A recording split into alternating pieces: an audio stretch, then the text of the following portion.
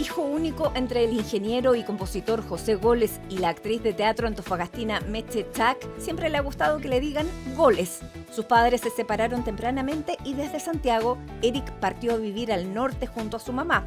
Por eso sus primeros recuerdos son del teatro, ensayos, parlamentos, escenarios y grandes figuras. No sin esfuerzo, su madre lo matriculó en el Colegio de los Jesuitas de Antofagasta, pero para Eric el colegio era un trámite y era alumno del montón, con malas notas, sobre todo en matemáticas. Fue por eso que a modo de castigo y para que pudiera aprobar los exámenes pendientes de marzo, su madre le contrató un profesor particular de matemáticas durante todo un verano. Parecía el inicio de una pesadilla. Pero no solo aprobó los exámenes, sino que se enamoró de este lenguaje que descifraba la naturaleza y se asemejaba al ajedrez, que era su pasión junto a la lectura. De manera inexplicable para el resto, sus notas cambiaron radicalmente para convertirse en alumno sobresaliente. Le fue tan bien que al salir del colegio pudo llegar a Santiago, finalmente a la Escuela de Ingeniería Civil de la Universidad de Chile. Era lo que, según sus sueños, le permitiría comprarse un convertible y volver a Antofagasta como un crack. Pero su aterrizaje en la escuela de Bochef en marzo de 1970 cambió sus planes. Comenzaba el gobierno de la Unidad Popular, se le abrió el mundo, social e intelectualmente. Tomó clases de poesía con Nicanor Parra y se matriculó en paralelo en filosofía en la Universidad Católica. Y aunque en Antofagasta seguían sin creer mucho en su éxito académico, al terminar Ingeniería Civil en Matemáticas, partió becado a Francia. Volver a Antofagasta en un convertible ya había dejado de ser su meta. Vivió 5 años en París, rodeado de talentos como el suyo y superiores. Sacó un doctorado en ingeniería y otro en matemáticas en Grenoble, hasta que apareció el deseo de volver. Sabía que en Francia era uno en medio de muchos y que en Chile él era necesario. Volvió en 1983. En Chile nacieron sus hijos Nicolás y Luciana. Se convirtió en profesor guía y en 1993, a los 42 años, ganó el Premio Nacional de Ciencias Exactas por su labor en la investigación de modelos matemáticos de gran complejidad. 3 años después de entrevistado pasó a ser el conductor de Enlaces, el programa de divulgación científica de TVN, por 7 años. El histrionismo heredado de su madre al fin pudo ser puesto a prueba. Ha sido presidente de CONICET, tiene más de 250 publicaciones científicas y hoy, a los 72 años, está extremadamente activo. Es profesor e investigador de la Universidad Adolfo Ibáñez, dirige los programas de doctorado y trabaja en variables binarias. Acaba de terminar su 6º libro, pinta, cocina, lee y acumula energía para volcarla en Maximiliano y Tomás, sus nietos y sus 2 nuevas obsesiones. Eric, muchísimas gracias por recibirnos en tu casa y qué gusto de tenerte en CNN Íntimo, finalmente. Así que gracias por este tiempo. Gracias a ustedes, a ti, por la gentileza. Es decir, me siento súper honrado, muy contento. A mí me encanta trabajar en televisión o estar en televisión, así que no es un problema. Y así lo dice tu biografía, un gran divulgador científico por lo demás, muy entretenido. Así que partamos la conversación porque además está muy contingente todo lo que estás haciendo tú, porque la inteligencia artificial empezó a apoderarse de la conversación y también de los temores. ¿Comparten los temores que hay sobre la inteligencia artificial? Bueno, sobre todo lo que ha aparecido ahora de los críticos, que esta inteligencia artificial podría de alguna manera volverse contra el creador. Mira, primero aclarar una cosa que a mí está impuesto ya, pero a mí no me gusta el nombre inteligencia artificial, porque mucha gente me lo han dicho, piensan que es un pequeño ente, un pequeño robot que está detrás que manipula cosas. No. Cuando se habla de inteligencia artificial, estamos hablando de un programa, de un código. Ese código ha sido diseñado para que aprenda por equipos de ingenieros, por seres humanos.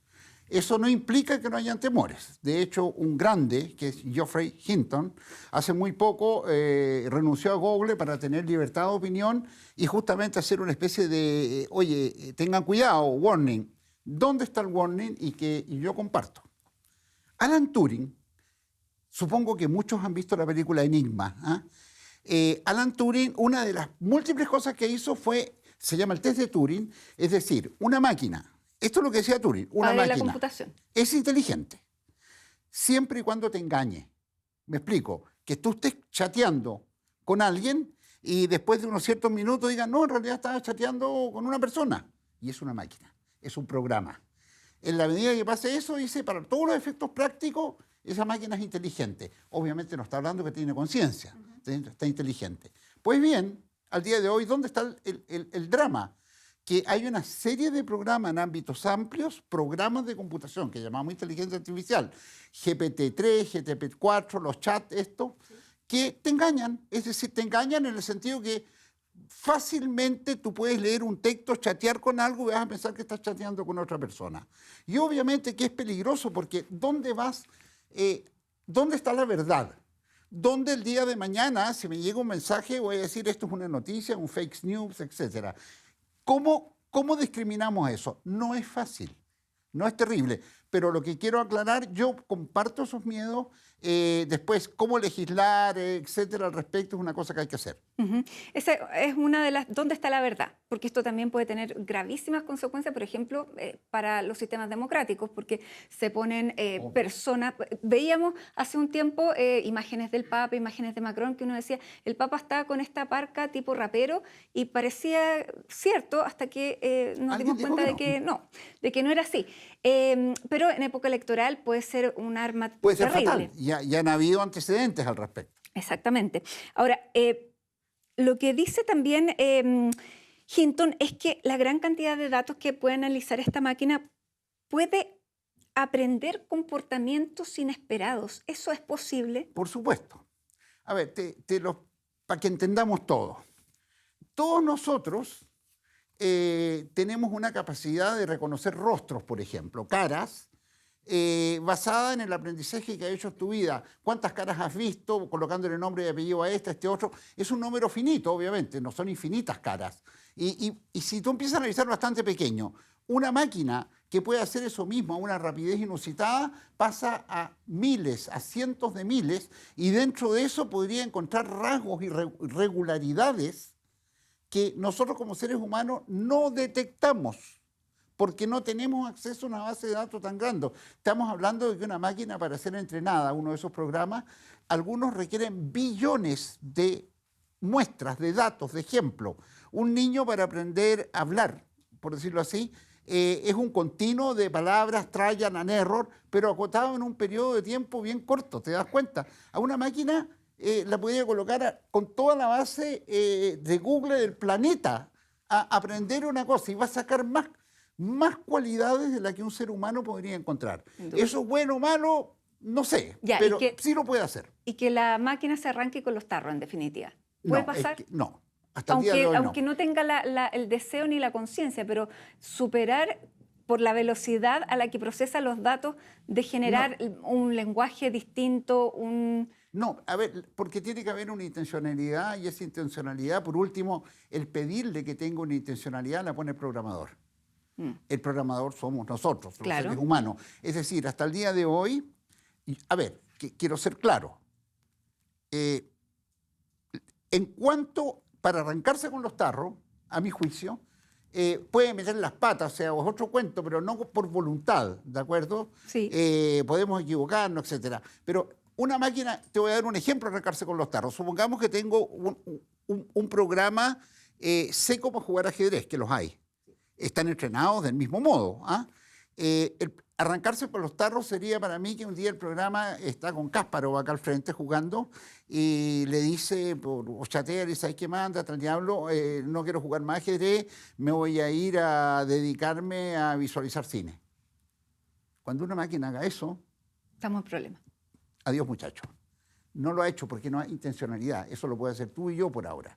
¿Me entiendes? Ya, pero cuando estos científicos, 1000 científicos, firman una carta reclamando y diciendo hay que frenar esto durante 6 meses para empezar a poner límites, ¿hay un deseo, tú lo ves de verdad? ¿Hay marketing? ¿Hay qué? Yo creo que ya basta con lo que dijimos primero, con el peligro que nos engañen las máquinas, porque... A ver, te lo cuento así. Cuando se creó el primer chateo artificial fue en los 80 en un programa que se llamaba Eliza, que era una especie de psicólogo o psicóloga que era re tonto. O sea, tú le decías, suponte que estoy conversando contigo y tú eres Elisa, entonces yo te digo, oh, hoy día me siento tan deprimido, qué sé yo. Entonces Elisa le respondía, ¿estás deprimido? O sea, ¿estás deprimido? Sí, qué sé yo. La gente sabía que era un chat, porque era tipeando, pero los, comillas, como decimos en Chile, los apañaba.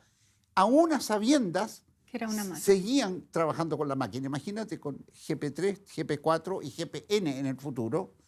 A mí me basta con ese peligro para decir, oye, hay que... A ver, los seres humanos somos mandados a hacer para hacer constructos tecnológicos.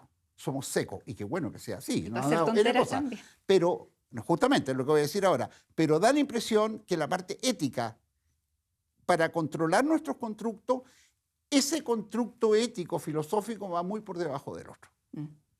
Vamos siempre atrás, y muy atrás. O sea, así que más que el warning, que me parece un poco, comillas, ingenuo, voy a decirte por qué, me parece que es preocupante, digamos, el pensar que las máquinas ya superaron el test de Turing, ¿ah? Que nos engañan. A ver, el engaño no es voluntario de la máquina, sino que yo escucho un mensaje, lo que tú dices, de repente veo al Papa en pantalón corto jugando fútbol y que me dice, hola, viva Argentina. Y yo decir, oye, en una de esas. No, y es una imagen recreada, estoy frito. El otro día se ganó un tremendo concurso de fotografía internacional, una foto, comillas, construida, no sacada. Ese miedo ya para mí es suficiente, más que para un warning, para que reflexionemos y tengamos claro dónde estamos parados. ¿Por qué digo que un warning o una moratoria es como un saludo a la bandera? Nosotros, los seres humanos, somos como los niños chicos, en otra parte. Cuando vemos un hoyito empezamos a escarbar. No vamos a dejar de escarbar. Nunca lo hemos hecho, para bien o para mal. Entonces, yo diría que decir eso está bien, pero el empuje debiera ir por cómo vamos haciendo para tener un modo inteligente, si se puede, de discriminar lo verdadero de lo falso, lo que yo estoy recibiendo. Y una cosa más que hacer o inventar nuevas cosas es el rol tuyo. Me refiero de los periodistas, de los medios.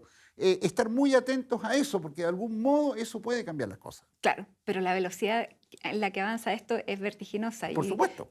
Ahora, tú trabajas con sistemas neuronales. ¿En qué se asemeja a lo que estamos hablando? A ver, primero que nada, la mayoría de estos procesos se basan en aprendizaje. Tú tienes, mira, nuestro sistema nervioso es como una red. Cuando yo quiero aprender, un niño está aprendiendo una palabra, se refuerzan sinapsis y contactos y va a aprender finalmente la palabra. Lo que hacen los programas, esencialmente en la base, ahora está muy sofisticado, en la base es imitar ese comportamiento del sistema nervioso. Imitarlo en el sentido que yo presento un ejemplo a la máquina, al programa, un ejemplo de algo que quiero que aprenda. Por ejemplo, quiero que aprenda a reconocer letras. Le presento una versión de la letra A acá y el programa responde, no es una A, es con un código. Entonces yo lo castigo y con un algoritmo cambio los pesos de sus sinapsis de una matriz de números. Si la chunta, lo favorezco y los cambio, pero en sentido positivo. Piensa, obviamente te estoy dando una cosa extremadamente elemental, pero si tú haces eso millones de veces, con millones de ejemplos, millones de veces, finalmente la máquina con ese algoritmo, está demostrado en la práctica, aprende perfectamente a reconocer las letras, aprende a reconocer palabras, aprende a reconocer rostros, lo que tú quieras que reconozca. Entonces, existe un procedimiento basado en una imitación del comportamiento neuronal en base a estadísticas, ¿Y eso, que es lo que es lo más frecuente? ¿Dónde lo aplicamos? Eso se aplica en todo. Imagínate, el chat GP3 o GP4, por ejemplo, esencialmente son técnicas.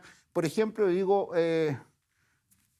estoy a inventar, más vale pájaro en la mano que 100 volando. Ese es un dicho popular, no importa lo que signifique. Entonces tú vas a entrenar una cuestión para que tenga dicho. Entonces tú, a lo mejor ese no se lo dijiste, pero hay tanto que él, dentro de su base de datos, si yo le doy la primera parte, más vale un pájaro en la mano, no por memoria, sino que va a decir que 100 en el agua, que 100 volando, y le va a chuntar. Entonces cuando yo escuche eso, va a decir, oye, esto de ser una persona, ¿cómo diablo va a saber eso? Claro. Lo entrenaron. Pero con esa misma tontera que te digo que es completar frases, eso lo puedes extrapolar a que hacen texto. un texto razonable. Yo chateo con GP3, por ejemplo, y le digo, oye, invéntame un texto de un científico medio rayado que inventó una inteligencia artificial. Y me cuenta una cuestión medio fome, pero me la cuenta. Oye, Eric, y estamos hablando de esto. Vámonos un poco más para, o sea, harto más para atrás, pero no tanto como para haber vivido una revolución tan grande. Volvamos a Antofagasta, cuando eras porro, que tu mamá te decía que no iba a llegar Era a ninguna parte, flojo, que no sé qué. Hemos vivido demasiados cambios y revoluciones tecnológicas para la generación. Obvio. Para una generación. ¿Cómo te ves tú de 10 años en Antofagasta hasta ahora con todo lo que ha pasado? Uno es siempre otro. Yo no soy el Eric, o sea, en mis recuerdos hay una base, son como patas de una mesa, pero es una mesa que ahora tiene muchas patas, no 4, tiene más. Algunas de esas patas son lo que cimenté ya con algún recuerdo de Antofagasta que de algún modo me hace, pero la velocidad del conocimiento, lo que fue adquiriendo en el camino, y cada uno de nosotros en 10 años se ha acelerado tanto que somos muy rápidamente completamente distintos. Hay un cuento de Borges muy lindo que se llama El otro y el mismo. Somos siempre los mismos, hay una continuidad de conciencia. Yo sigo pensando que soy el Eric, que era flojo y andaba yendo de fiesta en fiesta en Antofagasta, y qué sé yo, y a la vez soy otro. Pero la diferencia es que si yo tomo 10 años, digamos, por decir algo, entre el 70 y coloquemos un plazo más, entre el 70 y el 90, 20 años, y veo de algún modo cambios tecnológicos, epistemológicos, políticos, o hay una cierta densidad, han pasado un montón de cosas. Si tomo 20 años más atrás van a ser menos. La cosa va mucho más rápido. Estamos cambiando completamente. Oye, el día de ayer, acuérdate de los fax. Sí. ¿Te acuerdas que todo el mundo teníamos fax? Todavía andan algunos por ahí, pero ya desapareció. Los teléfonos de casa. ¿Dónde están los teléfonos? Yo tengo uno arrumbado por ahí. Eso es ahora. Esto tal vez también, tal como este modelo, va a desaparecer. Claro. Va a haber, a lo mejor vamos a tener un implante neuronal. Es que ya Elon Musk, yo ¿Entiendes? creo que ya está tú tienes desarrollándolo. razón. De lo que fuimos, ya no somos. A la vez tenemos una continuidad, pero somos siempre otros. Y llega un momento que es como tratar de... es como andar en la trotadora en el gimnasio. Corrí, y está en la misma parte. ¿No? Es como Alicia en el País de la Maravilla, la Reina Roja, corre, y queda ahí mismo. Eric, me encantaría que me pudieras contar cómo fue este salto, porque es también una esperanza para muchos de alguien que, bueno, no le gustaba estudiar, a convertirse en el hombre que eres hoy. ¿Cómo se produjo ese salto? Así que vamos a tener que irnos a Antofagasta, ir a los Listo. recursos que usó tu mamá, pero al regreso de la pausa. Así Vamos que para allá. hacemos un corte en CNN Íntimo y ya estamos de regreso junto a Eric Goles.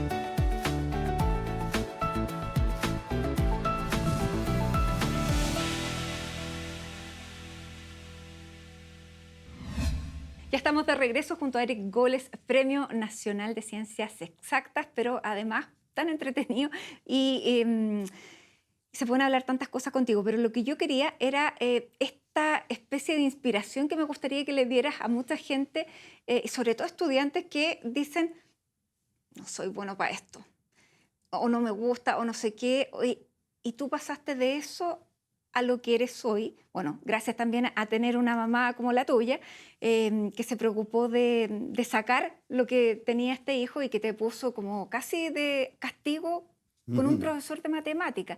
¿Qué te pasaba en esa época de ser flojo, mediocre ahí del montón? No, mediocre no. Del montón. Flojo. A ver, de chico, había la opinión que yo tenía sobre el mundo era muy especial. Yo me consideraba el después muy bien y consideraba que los otros no cachaban nada. O sea, era una soberbia infinita de chico, o sea, andaba mirando así. Porque tú eres lector. ¿Ya? Porque tú eres lector, ¿no? Sí, lo que sucede es que, mira, un evento muy importante para mí fue desde pequeño la lectura. Probablemente porque mi mamá trabajaba, mi mamá en esa época en el teatro, imagínate, estoy hablando, yo nací en 51, coloquemos en los 60, hacer teatro era amateur, por lo menos en Antofagasta. Mi mamá eso lo hacía en la noche porque en el día tenía que ganarse los porotos, tenía que trabajar. Mi papá se había echado a volar cuando yo tenía 3 años, se terminó eso. Entonces mi mamá trabajaba de secretaria en el Servicio Nacional de Salud. Uh-huh. Eso era todo el día. Y después iba a ensayo. Entonces yo pasaba mucho tiempo o con mi abuela, o en el colegio, o solo. Junto con eso era muy enfermo. Hasta el día de hoy, me volvió ahora, que viejo, lo cual me da miedo, porque si está la campana por este lado significa que me estoy acercando al otro extremo. Sufría de alergia y me desfiguraba. O sea, andaba como Dr. Hay, así, la boca hinchada, horrible, y me hacían bullying. Claro. Por lo tanto, me quedaba en la casa. ¿Y qué hacía en la casa? Leer, leer y leer, lo que viniese. Entonces, la principal cualidad hasta el día de hoy, y creo que los jóvenes lo pueden hacer, yo sé que hay otros medios, ocupen los otros medios, lean de algún modo, busquen eso. La lectura nos lleva a vivir otras vidas. Yo me evadía, viví todas las vidas típicas, fui personaje de Tom Sawyer, de los libros de Mark Twain, fui Sandokan, en fin. Ya, y entonces el colegio era demasiado básico. Olvídate, estaba allá. Matemática, yo decía, esta cuestión, ¿qué diablo? No entendía nada. Sin embargo, me apasioné por el ajedrez, antes del colegio. Y la pasión por el ajedrez fue el primer síntoma a posteriori. Yo no lo pensé así. ¿Por qué jugaba ajedrez? Yo tenía 10 años, 11 años. El club de ajedrez quedaba a la vuelta de mi casa. Y yo tenía un amigo mayor que yo, como 3 años. Yo no tenía papá. O sea, mi papá estaba en Santiago haciendo su vida. Entonces la imagen de padre tal vez me la dio un poco mi amigo Aliro, que vivía a la vuelta de la casa, que era como 3 años mayor que yo, y él empezó a jugar ajedrez. Y uno imita conducta, o sea, se crea líderes. Y es tan importante tener liderazgo cuando son buenos. Y yo dije, yo también voy a jugar ajedrez, yo era competitivo y quería ganarle. Entonces, y lo raro es que ahí, pues como yo leía, dije, para jugar ajedrez hay que estudiar. Y le pedí a mi mamá que me consiguiera en la librería de Antofagasta libros de ajedrez. Y aprendí solo a ver la nomenclatura del ajedrez, a hacer las partidas. Y eso es matemática, te das cuenta, tiene un libro de ajedrez donde hay peón 4 rey, alfil come caballo, código, fórmula, y que se representan en un tablero de ajedrez. Eso para mí era rarísimo, era una maravilla, aprendí eso. Si tú piensas en la matemática, son fórmulas que se representan ¿dónde? Acá, en el mundo, en el planeta. Es lo mismo. Es otro juego más complejo. Exactamente, tú no sabías eso. El primero era el ajedrez. Ahí partí. Ya, no, sin saber eso, te llamaba en matemáticas. Entonces había que tener un profesor. ¿Cómo llegaste a este profesor? Porque fue muy especial, porque como no me interesaba, no me recuerdo el año, pero debe haber sido, por decirlo el día de hoy, en humanidad en esa época, debe haber sido en segundo medio. Al pasar a tercero medio, era un colegio particular de cura, entonces venía la comisión del liceo a tomar el examen y yo llegué al examen de matemática, tengo que haber llegado al filo de la línea de flotación, tipín 3 y tanto, 4, y me rajaron, no me saqué el 4. Y en esa época tú te podías quedar para marzo con asignatura, hasta 3. Yo me quedé con esa, y si lo pasabas en marzo, pasar o no pasar, o sea, ahí era tu o no tu nomás. Exactamente. Pasaba y estaba ahí listo. Si no pasaba, y me puso un profe mi mamá. Por supuesto que primero me retaron y mi mamá, fíjate que bien injusta, porque me decía, yo me acuerdo al día de hoy, se enojaba, le daban unas iras que eran muy concentradas y después se cansaba y se olvidaba. Me dijo que chofer de micro, me decía, vas a ser chofer de micro. No tengo nada contra los choferes de micro, más aún en la época. Y mi mamá me decía eso y yo meditaba porque cerca de mi casa vivía un camionero. ¿Qué es parecido? Y leía el después y tenía una buena vida. Y no era nada malo, claro. No está tan mal. Pero me puso un profe que vivía como a una cuadra. Y ese profe, imagínate, en verano todos partían a la playa y yo a las 3 de la tarde, clase de matemática, al principio cogote. Me hizo ver que el cuento era una especie de truco. Ahora la gente, truco, piensan en el sudoku. Al día de hoy, mira, truco, que tenéis que factorizar un polinomio, así esto. Y como Chaplin de los tiempos modernos, yo me empecé a atornillar las cosas, me puse obsesivo. Una cualidad mía es la obsesión. Me di cuenta que finalmente busqué las regularidades.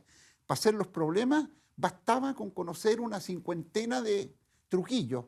Eso todavía no es matemática, es lenguaje base. Pero lo aprendí y me abanicaba. Pues.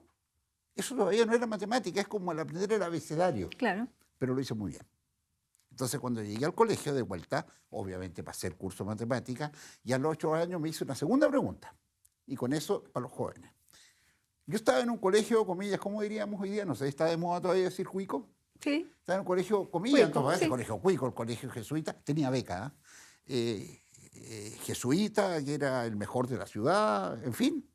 Y mis compañeros eran el hijo del joyero, el hijo del ferretero, el hijo del médico. Y yo era el hijo de una persona que hacía teatro amateur y que era secretaria, porque mi papá no ponía un peso. Entonces yo dije, oye, si yo quiero sostener esto que me gusta a mí, ahí la ingenuidad de uno, a mí me gustaría tener un auto, pero el después era súper materialista, no sé, no, pero no importa, no voy a poder, porque todo esto tiene la vida salvada, porque el papá es esto otro, la mamá, no sé qué cuento. ¿Qué es lo que soy bueno yo? Esta es la cuestión de las formulitas matemáticas. ¿Qué se puede hacer con eso? Estudiar ingeniería. Y me puse las pilas y para sacar mejor promedio y terminé siendo, no el mejor del curso, pero los 2 últimos años haber sido entre los 3 mejores. Pero nadie creía este salto. Nadie, el profesor de matemática me aislaba. Me ponía al medio y Gole buscaba, oye, Gole, ¿cómo lo hacís? Fíjate que lo encontré con ese profesor, que lo quiero mucho, ya cuando había sacado el Premio Nacional en Antofagasta. Entonces me acercó, me estaban haciendo un homenaje y dijo, ¿sabéis qué más? Todavía no te creo. Y la verdad Claro. que tiene un poco de razón. En esto, detrás de todo esto, y se lo digo a los jóvenes, es cómo uno percibe las cosas, cómo se las cuenta, el entusiasmo y la curiosidad. Entonces, detrás te das cuenta, estoy hablando de matemática, pero estoy contándote un cuento. Sin duda. Bueno, y este cuento te llegó, el provinciano se vino a Santiago. Pero no al tiro, no, sí, la cuestión aquí es sangre, sudor y lágrimas, porque me preparé, di todas las pruebas y no quedé en Santiago. Ah, La primera fue de las primeras pruebas de aptitud académica. No quedé en lista de espera acá. No pregunté en qué número, debe haber sido muy malo porque no lo tengo guardado. No quedé y a mucha honra en la Católica del Norte. O sea, me quedé allá. Y yo dije, no, si te conseguía, oye, tengo que estudiar. Y ahí hubo un salto, yo diría, de transición de fase, así como cuando el agua se evapora. Transición total, bien incomprensible, y tiene que ver con el teatro también. Di las primeras pruebas, estudié mucho y me saqué un 7. En el plan común eran como 600 y aprobaban como 200. Era un coladero, era bien bueno. ¿Eh? Y me convertí en el mejor alumno. Me gustó ser el mejor. Primero, teatro, público. Me gustó. Me di cuenta que podía hacerlo. Entonces hice un semestre en la Católica del Norte, el 69, cuando el hombre llegó a la luna. Yo llegué a entender lo que quería hacer y di la prueba de nuevo. Y la segunda vez quedé, escucha, en lista de espera en Bochef. Porque mi promedio lo había mejorado y no era tan bueno. Y además, pero yo no era tan rápido para hacer estas cositas, no me gustan. El talento está en muchas partes, yo lo tengo. Entonces llegué a Santiago en lista de espera, me habían despedido en Antofagasta hasta con un asado, yo no iba a volver. O sea, quemé mis naves. Llegué a Santiago y la lista de espera no corrió y me matriculé en Ingeniería de Ejecución en Bochef, que existía en esa, ahora no. Y ya dije, por adentro voy a cambiar, o sea, la voluntad a prueba de fierro. Y Frei padre, un día leo en el Mercurio que habían dado más plata para que aumentaran las vacantes en la Chile. Y yo fui a preguntar y la aumentaron y ahí entré. Porque aumentaron las vacantes. Fui el último mohicano. Y cuando voy a la escuela a preguntar, fue un día sábado y estaba en una pizarra, matricúlense hasta tal número. Y tú no le crees a una pizarra. ¿Me entiendes? O sea, yo decía, no puede ser, estaba tan feliz. Lo habían dicho en el Mercurio, pero ¿quién le cree al Mercurio? Por Dios. Entonces dije, ¿dónde está el director? Era el profesor Urra, me acuerdo su nombre. Y era un día sábado, me dice, ahí está la oficina. Voy y digo, mire, pasa esto. Y el viejo miró era viejo de haber tenido 40 años. Mira un catálogo, Eric Gole. Me dice, usted es ciudadano de Bochef. Yo me puse a llorar. Sí, y me cambió la vida. Sin duda. ¿Cómo después me iba a ir mal en Bochef? No había cómo. Y llegaste al año 70. Sí. Un año, además que era Olvídate, y yo me quería comprar un auto. efervescente, claro. Llegué con esa movida. Y con el convertible. Claro, no, era un Mercedes-Benz descapotable, era lo que yo Ya. tenía en mi cabeza. Y llegaste y comenzaste la Unidad Popular Y yo me convertí. Y te convertiste. Me convertí como tanto jovencitos chilenos, en un, mira, te lo voy a decir de una manera divertida, en un upeliento universal. Upeliento nos decía porque era la UP, la Unidad Popular, y peliento porque era como te denigraba la derecha en esa época. Y universal porque yo soy como los gatos. A mí no me vaya a poner a militar en ninguna parte, de ningún club, de nada. Entonces yo iba a todas las reuniones, estaba en las reuniones del MIR, en las reuniones del Partido Socialista, y iba a mirar, estaba en todas partes. Y me cambió la vida, o sea, me olvidé del auto, me olvidé de todo. Y me encantó la matemática, empecé a comprender qué era, porque los otros, ¿te acuerdas? Que eran como formulitas. Al mismo tiempo me di cuenta que en la Chile en esa época, yo creo que sigue, y en Bochef en particular, había una diversidad de talentos asombrosos. Gente que yo había leído mucho, pero no había leído nada. Entonces, de nuevo, quieres imitar, quieres ser más. Tanto así que di la prueba de nuevo y al año siguiente estaba estudiando además filosofía en la Católica. Es sorprendente. Ahora, Eric, me contaron que tú el golpe lo pasaste en la universidad. Sí. Tú no tenías idea y te fuiste a clase, No. pero hay una historia, me dijeron que te la cuente. A ver, no, era inminente que venía el golpe. Todos ya sabíamos, todo Chile. O sea, eso no era misterio. El problema era cuándo y cómo. Entonces, un día me levanto y yo vi a Manuel de Salas cerca de la Plaza Ñuñoa. Me levanto porque en la radio había marchas militares. Como en todas las casas de Chile, o con muchas casas de Chile, las opiniones al interior de las casas estaban completamente divididas. Mi papá era más proclive a la democracia cristiana, que en ese momento quería que se fuera Allende, sin lugar a dudas, pero estaba la radio prendida con marchas militares, muy temprano. Entonces la única radio que transmitía, que logré agarrar en un momento, era la Magallanes, si no me equivoco, donde decían que se había un levantamiento en Valparaíso. Y lo que yo hago, ¿qué iba a hacer? Me visto, me voy a la Alameda, a Irarrázaval, y hago deo porque había unas micros llenas, no pasaba nada, ya estaba la escoba, y para un Fiat 600, y era una mujer que era doctora, andaba con delantal, que iba a su puesto de trabajo también, y me deja en Bochef. Y ahí me entero, lo que todos sabemos, que venía el golpe. Yo vi el bombardeo de La Moneda desde la torre de Bochef, lo que se veía de ahí.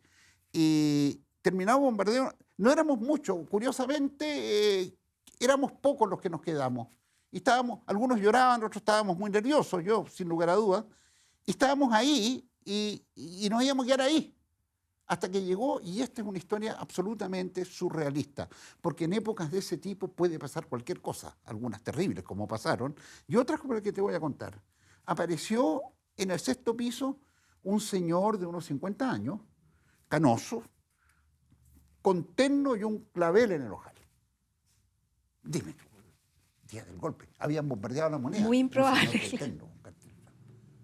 Y nos mira y dice, cabros, nos dijo, me acuerdo, no chiquillos, nada, cabros, tienen que irse inmediatamente a sus casas.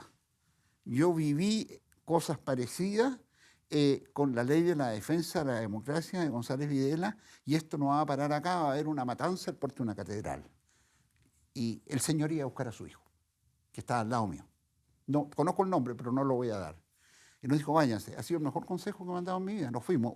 Algunos se fueron con este señor en el auto y yo me fui caminando por Avenida de Mata, vuelta a mi casa. En un Santiago que a esa hora, debe haber sido justo antes del toque de queda, ya habían bombardeado La Moneda, parecía un domingo, pero no era un feriado ni un domingo, porque en Avenida de Mata todo era como un domingo, salvo que había un muerto en la intersección de Santiago, en la calle.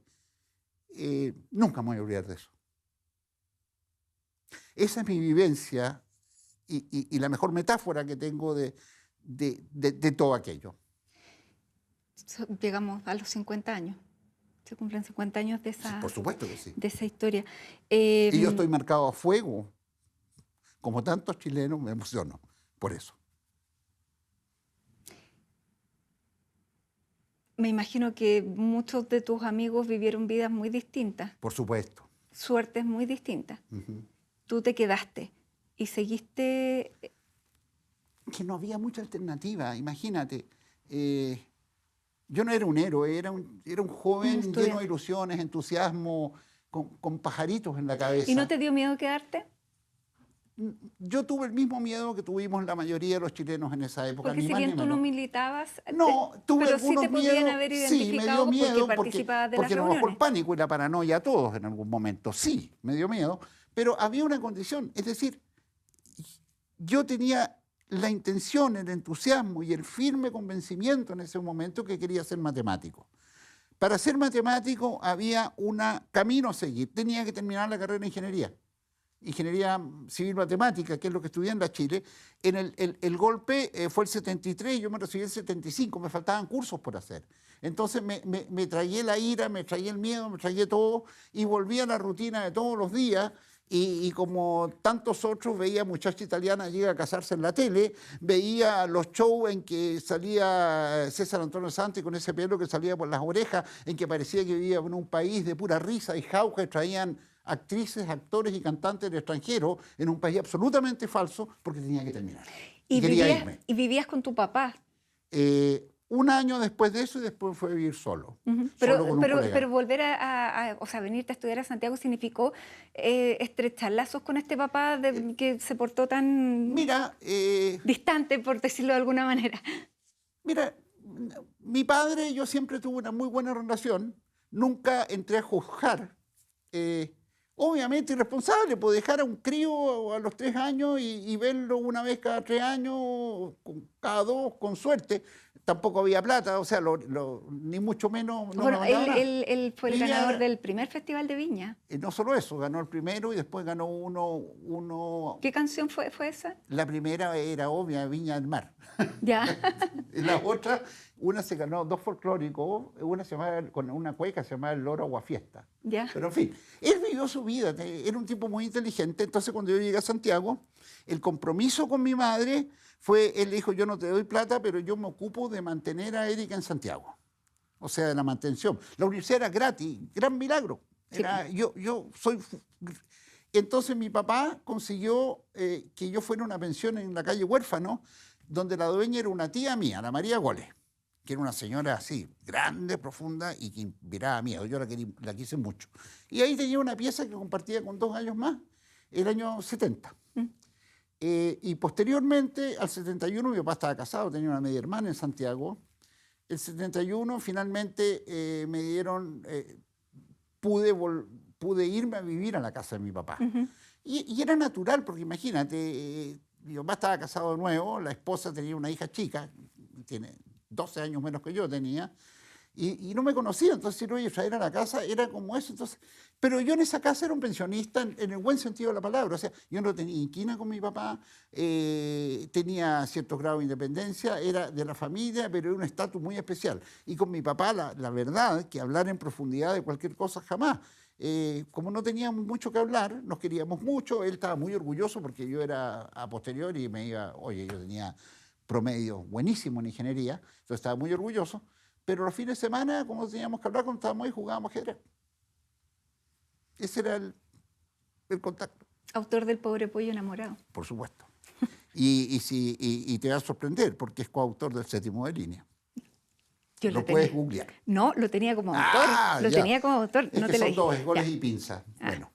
Bueno, y así llegó el año 70 y... ¿El año que te fuiste? ¿El año que terminaste?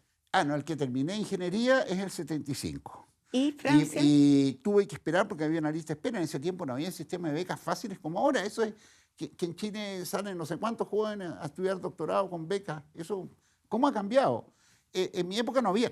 Entonces había que postular una beca que daba la Embajada de Francia y eran por año, suponte, 3 o 4. Entonces tú te la ganabas, pero había una lista de espera, tenías que irnos de anterior. Entonces yo tuve que esperar hasta yo me fui el 77. O sea, 75 al 77 empecé a trabajar en Bochef de profesor asociado, no, profesor de los más chicos, digamos, los primeros grados, y esperé hasta que funcionó la beca y ahí me fui. ¿Y te fuiste casado? Me casé para irme.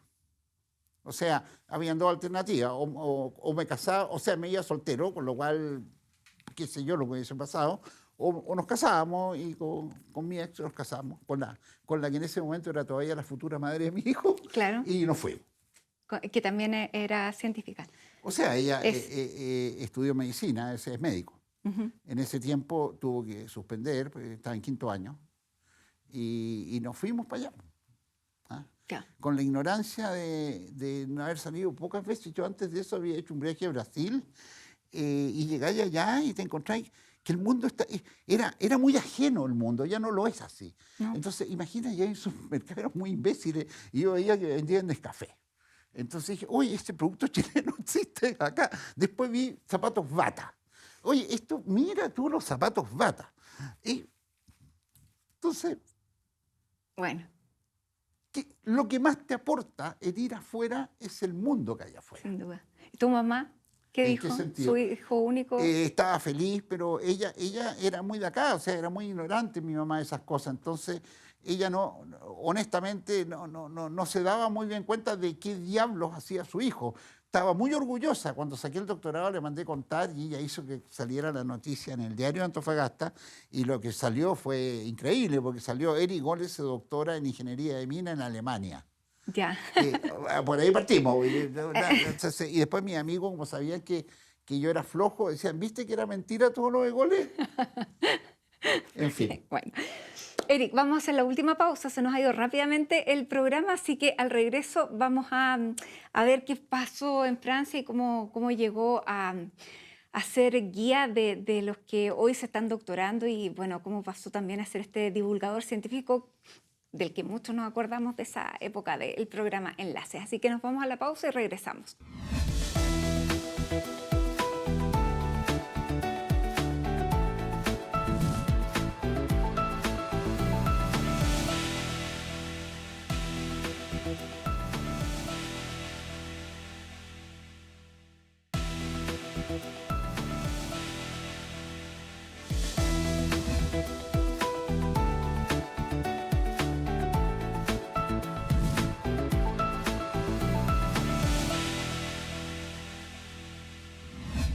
Estamos de regreso en CNN Íntimo y tenemos que aprovechar rápidamente estos pocos minutos que nos quedan, Eric, para, bueno, tú te convertiste, llegaste de vuelta a Chile, nos vamos a saltar toda la etapa de Francia que la vamos a tener que recuperar en algún momento. Volviste con 2 doctorados, llegaste a este Chile, tuviste tus hijos, te convertiste a los 42 años en Premio Nacional de Ciencias Exactas, o sea, fue vertiginoso también tu desarrollo y tu cosecha aquí en Chile. Y te convertiste en divulgador científico en este programa que duró 7 años que se llamó Enlaces.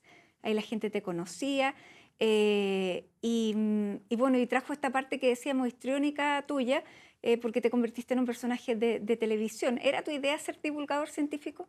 Nunca, nunca, nunca. Fue casual eso. Lo que no es casual y que estaba por dentro, como lo dijo un psiquiatra amigo mío, no me trata, pero un amigo, me dijo, nunca iba a poder escapar de eso, Eric, me dijo. Venía por cultura, por sangre, por genética. Yo adoro el escenario, es algo que me nace, es decir, yo tengo al frente una audiencia y me convierto de felicidad, me hace feliz.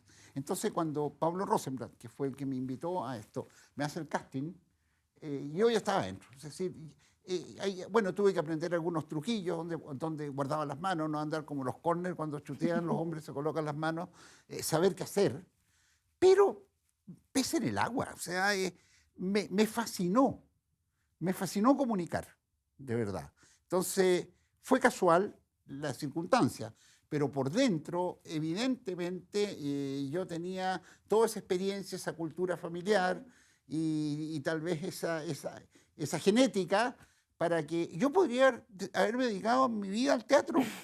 Oye, y ahora explícame esto, porque de divulgador científico esa etapa ha pasado, por lo menos en la televisión, pero te convertiste en escritor. Y ya yo decía, en la introducción van 5 libros, que es una manera también de ser divulgador científico. Por supuesto. Pero, ¿cómo llegas a escribir literatura y ficción? A ver, primero, voy muy rápido. El primer punto es que estando todavía en ingeniería, en ese interregno justo antes de partir a Francia, el 76, seguí un taller con Nicanor Parra. Sí.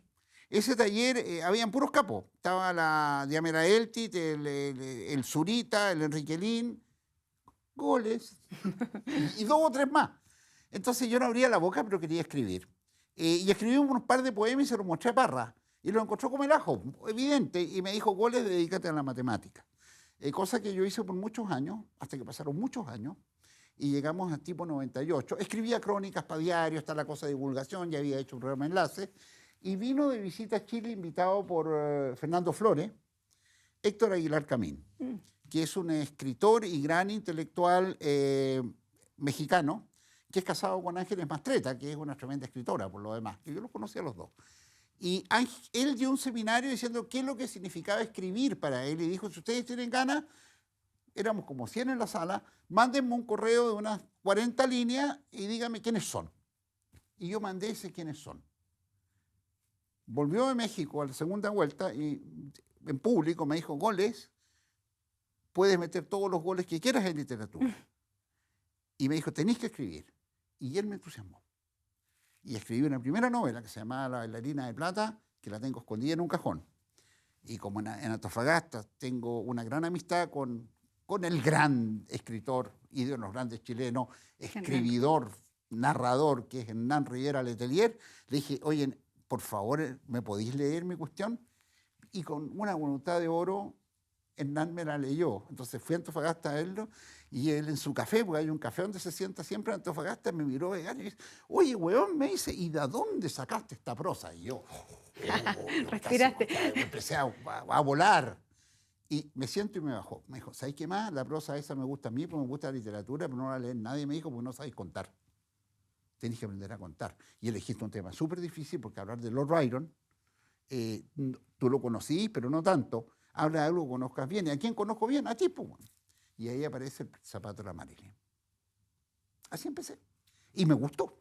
Y me gustó. Y he trabajado. Y es un trabajo tan arduo como hacer matemáticas. Que además sigues haciendo matemáticas. Trato, claro. Bueno, yo decía, vamos a quedar pendientes para otro programa porque se nos acaba el tiempo, Eric.